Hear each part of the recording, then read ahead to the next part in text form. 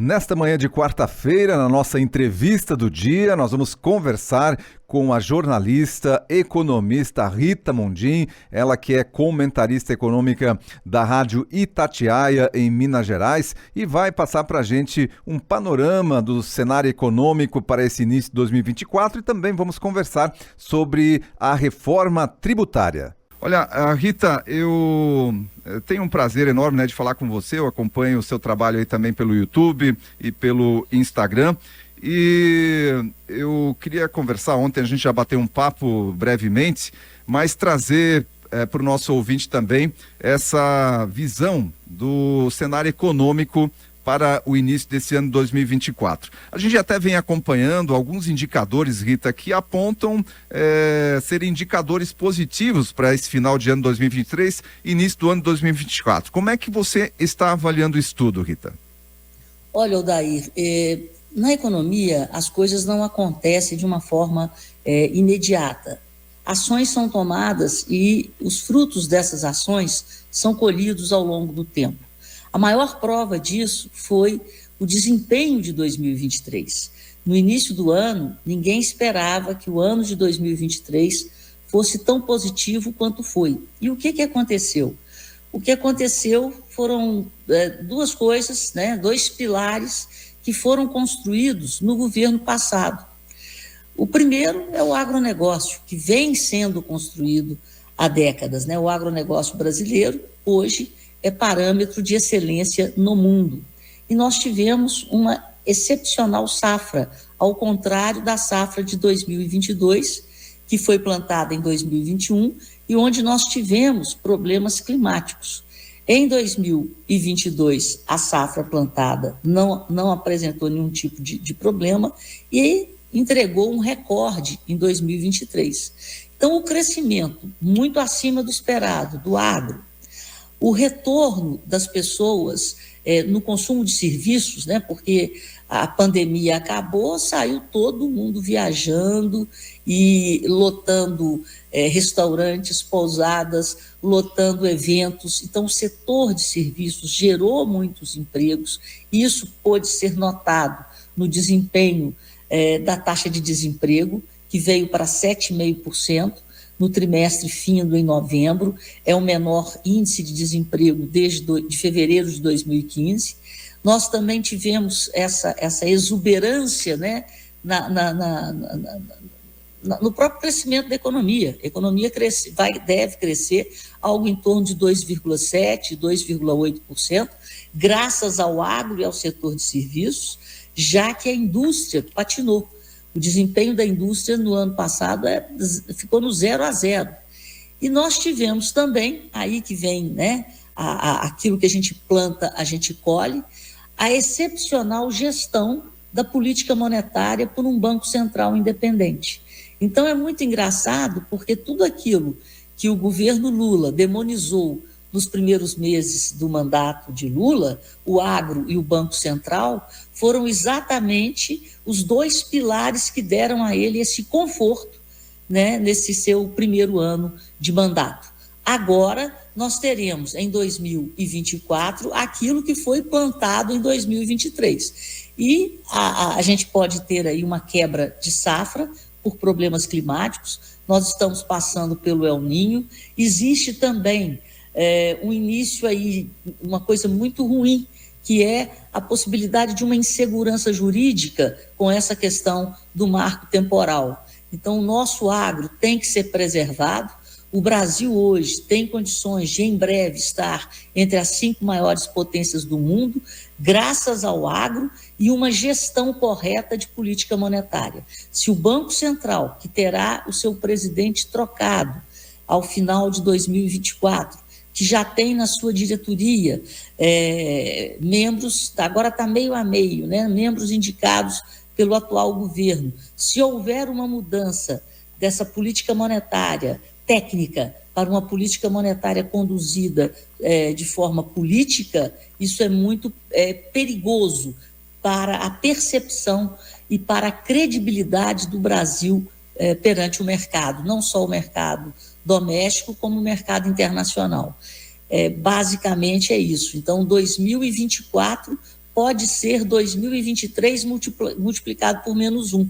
Porque quando o ano passado se iniciou, havia uma percepção global de uma recessão, de uma desaceleração da economia, que não foi tão grande assim, graças ao bom desempenho dos Estados Unidos, que, apesar de elevarem muito a taxa de juros, a economia americana deve crescer mais de 2%, a taxa de desemprego lá está em 3,7%, e agora o que preocupa e nos preocupa sobremaneira é a crise da economia chinesa. A China está patinando, os números da China e o que tem acontecido na China traz preocupação.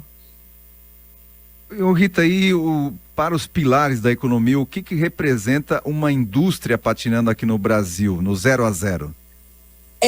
A gente tem a indústria no 0 a 0, ela é provocada principalmente pela indústria de transformação, porque a indústria de transformação ela foi literalmente transferida para a China. Aí no sul, né, o pessoal da área de calçados, aqui em Minas, o pessoal da área de eletroeletrônicos, brinquedos, isso tudo foi para a China, né?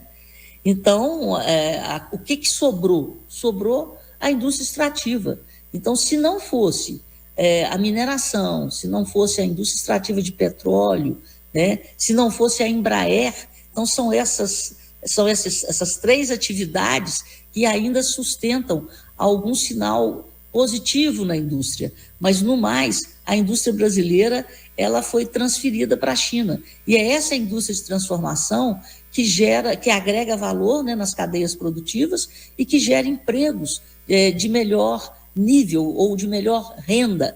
E outra coisa, que voltando aí no mesmo raciocínio, nós tivemos uma queda na taxa de desemprego para 7,5%, mas a gente pode ver que o aumento da renda e o aumento do ganho médio do trabalhador brasileiro praticamente não subiu, exatamente pela qualidade dos empregos que estão sendo gerados. A qualidade é uma qualidade que não leva o Brasil à indústria 4.0 e mostra que nós estamos extremamente carentes de mão de obra de qualidade para melhorar e agregar valor ao longo das cadeias produtivas. O Brasil hoje, na minha opinião, com essa taxa de desemprego de 7,5%, está vivendo um pleno emprego, porque a taxa de desemprego só não é menor pelas políticas populistas.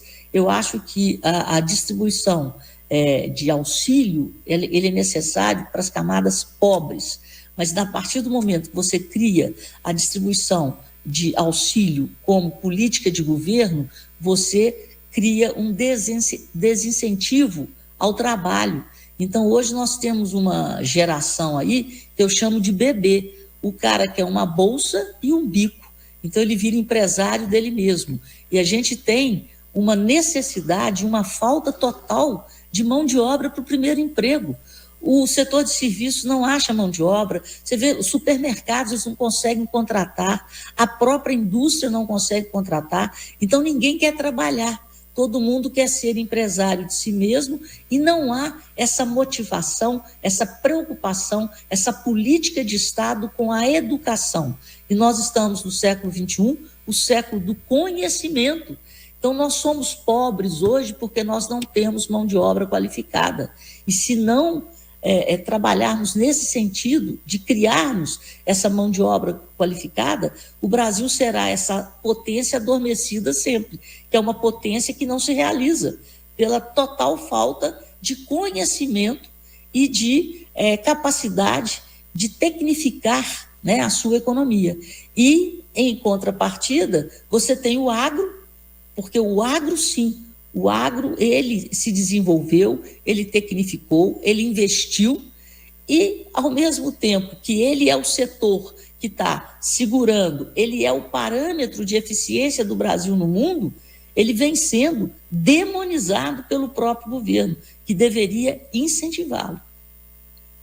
Você falou de insegurança jurídica justamente nessa área do agro, mas nós vivemos também uma questão de insegurança jurídica para a indústria, que já está sofrendo, como você já bem explicou aí, mas agora tem essa questão da reoneração de folha de pagamento. A gente vê algumas situações aí que vêm ainda a prejudicar ainda mais o desempenho das indústrias. Pois mas a indústria, por outro lado, né, a gente tem aí a reforma tributária, que, de certa forma, ela é justa com o setor da indústria e não tão justa assim com o setor de serviços e até com o próprio agro. Mas, enfim, essa questão da reoneração ou não, essa questão é muito... isso é coisa de Brasil, né? Onde que essa história começou? É bom que a gente faça uma linha do tempo para dar nome aos bois. Essa história começou no primeiro mandato de Dilma Rousseff, com a Marolinha, quando a gente teve aquela crise nos Estados Unidos em 2008. Em 2011, o governo Dilma teve essa ideia de desonerar a folha de pagamento. Começou com 4 setores, no início de 2011. Ao final de 2012, já eram 12 setores. Então, 2011 eram 4, 2012 eram 12, e depois, ao final de 2014, ano eleitoral em que ela se candidatou ao segundo mandato, já eram 60 setores. Então, eu ouvi isso da própria Dilma Rousseff, numa conferência lá em Harvard, chamada Brasil Conference, depois que ela sofreu o impeachment. Então, ela falou que ela foi sendo convencida, cada hora chegava um setor e pedia desoneração. Só que isso não foi feito de uma forma planejada. Então, a Dilma, ela acabou com a receita do país. Então, ela desonerou praticamente 60 setores e não colocou nenhum tipo de receita para substituir essa desoneração.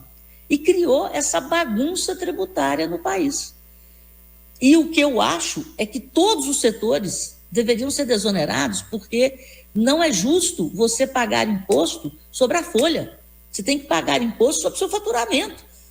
Porque ao pagar o tributo em cima da folha, você penaliza o emprego. E você pagando em cima daquilo que você fatura, você está pagando porque você ganhou, porque você faturou. Então, o que foi feito de uma forma atabalhoada, sem que houvesse uma reposição dessas receitas. E aí nós chegamos naquilo que o ministro Haddad não fala, né, onde foi a origem dessa confusão, e que não houve, por parte da própria Dilma, no segundo mandato, uma tentativa de reorganizar isso. Então, esse gasto tributário, essa falta de arrecadação pela desoneração atabalhoada de vários setores, isso foi provocado por Dilma Rousseff. E aí, hoje, nós chegamos a 17 setores, os que mais empregam. Então, já existe uma lógica. Não existe a lógica dos amigos do rei, existe a lógica da geração de emprego. E, é claro, faturamento. Então, tem que ser feito um novo estudo para que todos os setores sejam desonerados. É uma penalização muito grande você pagar tributo em cima de folha de pagamento. E você penaliza a capacidade de empregar das empresas brasileiras. Então, a confusão é essa. E hoje, os 17 setores que mais geram empregos, eles têm que permanecer desonerados, principalmente porque 2024 não será um ano tão bom quanto foi 2023. Teremos problemas e será um ano eleitoral. Ano de eleição é complicado. Ô Rita, eu gostaria também de conversar com você a respeito, você já deu uma introdução aí a respeito da reforma tributária, né? Muito tem se falado a respeito da reforma tributária, a questão da carga tributária e também a questão da facilidade com relação aos impostos, a simplificação na questão da tributação. Como é que é a sua avaliação como economista a respeito dessa reforma tributária? E um terceiro ponto ainda que eu quero que você comente também, que é a centralização dos tributos novamente em Brasília, coisa que os municípios têm reivindicado aí, o novo pacto federativo, mas a reforma tributária não prevê nenhum benefício aos municípios, bem ao contrário, está centralizando novamente em Brasília. No início, né? O que acontece? Nós pegamos um imposto europeu e trouxemos para o Brasil. A gente sabe que o setor de serviços é o principal responsável pela arrecadação, né, lá nos países desenvolvidos. Então, o setor de serviços é aquele que mais gera PIB e, consequentemente, é o que mais paga impostos. Só que, ao trazer esse imposto para o Brasil, a gente tem que entender as peculiaridades de um país em desenvolvimento, onde as pequenas e médias empresas, as micro, pequenas e médias empresas, são as principais responsáveis pela geração de empregos. Essas micro e pequenas empresas, elas se concentram no setor de serviços. Então, penalizar um setor de serviços de um país pobre é um negócio que tem que ser feito de uma forma muito inteligente. Simplesmente reduzir o discurso, mas a maioria está no simples, está todo mundo no simples, então não vai ter problema, porque está todo mundo no simples. Quem vai pagar mais imposto no setor de serviços são as grandes empresas, mas isso é de uma ignorância, porque você está num país onde você começa micro, você começa pequeno, e você não pode deixar de ser micro e nem deixar de ser pequeno, porque se você mudar o seu faturamento, você muda o seu imposto e aí você não dá conta de pagar. Então é muito triste a gente viver num país onde a primeira coisa que você tem que contratar quando você pensa em abrir um negócio é um advogado tributarista. Depois você abre o negócio. Então o seu negócio ele só é viável depois das bênçãos de uma análise tributária. Então o tributo ele teria que ser quase que espontâneo, ou seja, eu faturei, eu trabalhei, eu tenho que contribuir para que o município, para que o Estado, para que a União me forneça a infraestrutura do cidadão, que é serviços coletivos de qualidade, segurança, saúde e educação. Essa é a lógica, essa deveria ser a lógica, mas não é a lógica aqui no Brasil, onde o Estado ele tem adotado cada vez mais, agora principalmente, nós saímos de um governo técnico e entramos para um governo político. Então, quando você tem um capitalismo de Estado, né, porque você tem um capitalismo de mercado, onde você quer dar facilidade para a iniciativa privada produzir, pagar impostos, e você quer que o dinheiro fique na mão das famílias para que elas consumam, para que elas façam a gestão da sua renda, e na mão das empresas para que elas invistam, para que elas gerem emprego, e tanto famílias quanto empresas contribuam para que serviços coletivos de qualidade sejam providos. Mas quando você entra para a lógica do capitalismo de Estado, você cria uma casta política, e essa casta política, ela luta cada vez mais para entrar no funcionamento da economia, para emparelhar, né, ou melhor, aparelhar o Estado em todos os seus níveis, faz indicações políticas e não indicações técnicas, e você começa a ter o dinheiro do contribuinte, o dinheiro do cidadão, sendo gasto não em favor da sociedade, mas em favor de partidos políticos que se transformaram no Brasil em verdadeiras empresas, da manutenção desses partidos no poder e dos políticos que conduzem esses partidos. Então você passa a ter uma economia cartorial, onde o poder e as indicações vão passando de pai para filho, de acordo com os partidos e as colisões feitas entre esses partidos. Então, a política passa a trabalhar para os políticos e não para políticas públicas de qualidade. E aí a coisa complica, porque alguém tem que pagar a conta, e quem paga a conta é quem trabalha. E aí a conta vai ficando cada vez mais alta para um país cada vez mais inchado. Esse é o problema, né? Então nós temos que quebrar essa cultura e votarmos no sentido de elegermos políticos que nos entreguem políticas públicas e não políticas partidárias.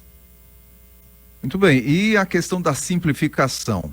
Como é que você avalia a reforma tributária? Ela realmente vai simplificar a questão da tributação? Sim, a reforma tributária ela é necessária, simplificará, mas essa reforma tributária ainda terá que ser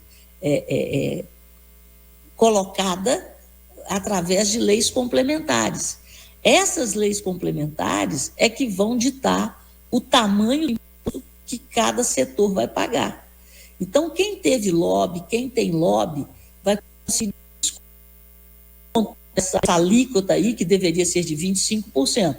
E por que já estão falando em 27,5%, em 28%, em 29%?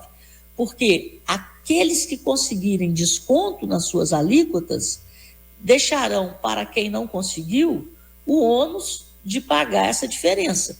Então, o imposto que deveria ser para todo mundo de 25%, pode chegar a 27,5%, a 28%, para aqueles que não conseguiram, através de lobby ou de convencimento de seus parlamentares, desconto para suas atividades. E quem vai sofrer com isso? Principalmente o cidadão comum, que ele não tem esse aparato, né, para realizar esse lobby. A indústria, até aqui, de uma forma até justa, ela foi mais favorecida, e alguns setores, né, principalmente o setor de serviços, ele vai ser onerado. Ele vai ser onerado e até o agro pode ser mais onerado do que já é. É aquele negócio, o governo ele vê quem é que não está pagando. Aí vai lá, vem cá. A indústria, ela pagava, a indústria penalizada por bitributação. Então, parte dessa bitributação foi corrigida, mas vamos ver como é que fica com essas leis complementares o setor de serviços. E eu acho que nós podemos ter, em consequência, repito, pegaram um imposto europeu, trouxeram para o Brasil, enfiaram o goela abaixo. A discussão, nós esperamos tanto tempo. Quem é que discutiu essa reforma tributária? Isso deveria ter sido levado à população em geral. Não foi. A coisa foi decidida em gabinetes e em lobby. Então, vamos ver o que vai sair, porque ninguém sabe. Eu não posso falar ainda daquilo que eu não sei, porque as leis complementares é que decidirão se a reforma vai ter uma nota aí. Ela já é medíocre, porque ela poderia ser bem melhor do que ela é. Então, ela já é medíocre. Então, essa mediocridade, ela vai sair de 5 para 5,5 ou de 5 para 4,5, dependendo das leis complementares que forem aprovadas. E você falou uma coisa extremamente importante: os municípios já estão de pires na mão. O governo anterior, através do próprio Paulo Guedes, que ele era obcecado nisso, ele falava sempre que era menos Brasília e mais Brasil. Então, havia aquela necessidade de saber que o dinheiro estava chegando na ponta. E aonde as coisas acontecem? Nos municípios. As coisas acontecem nos municípios. Só que existe no Brasil essa quadrilha política onde o dinheiro para sair de Brasília e para chegar no município, ele vai passando por igrejinhas, ele vai passando, vão arrumando formas de cada um tirar um pedaço. E essa é a preocupação, que essa distribuição seja justa, porque no início, não sei se você lembra, né, eles queriam que cada estado tivesse o mesmo poder, sendo que cada estado não tem o mesmo poder arrecadatório. Então, não é justo você pegar Minas Gerais, São Paulo, Rio de Janeiro, Rio Grande do Sul, Santa Catarina e comparar e ter o mesmo voto do que Piauí e Maranhão, né? É diferente a gestão e é diferente aquilo que esses estados arrecadam para o país. Então, isso aí parece que já foi corrigido, mas vamos ficar de olho, porque o grande problema é essa concentração política das verbas. Então, as verbas têm que ser transferidas de forma transparente. Não tem gestão aí, né, o Big Brother do imposto de renda, a Receita Federal, a gente tem na Receita Federal, no Banco Central do Brasil, a gente tem expoentes globais de bom uso da tecnologia. Então, se a tecnologia ela é muito bem usada no Brasil para fiscalizar e cobrar, ela deveria também ser muito bem usada para dar transparência ao gasto público. Você é fã do cooperativismo, comentava comigo ontem à noite que é fã do cooperativismo aqui do estado, e você também é muito envolvida com o cooperativismo aí de Minas Gerais. Eu tive o prazer de conhecer o cooperativismo em 2004, quando houve uma exigência que, dentro do cooperativismo financeiro, né, que aqueles colaboradores que tivessem relacionamento com o público tivessem que fazer o CPA-10, era uma exigência aí do Conselho Monetário Nacional e tal. E o que aconteceu? Ao conhecer as cooperativas financeiras, as cooperativas de crédito, eu tive o conhecimento das cooperativas de produção, que a maioria das cooperativas de crédito nasceram, inclusive, para financiar a produção.